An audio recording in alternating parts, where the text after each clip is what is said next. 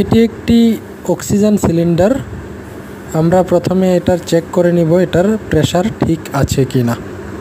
এটি একটি gas cylinder, আমরা এটারও চেক করে নিব এটার প্রেসার ঠিক আছে কিনা।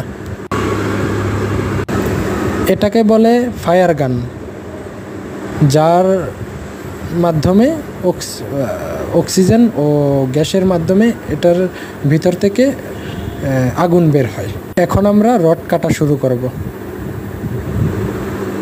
আমরা এই অক্সিজেন ও গ্যাস সিলিন্ডারের সমন্বয়ে শুধুমাত্র যে এই রড কাটতে পারবো এরকম না, আমরা যে কোনো ধরনের মেটাল বস্তু এটা দিয়ে আমরা কাটতে পারবো।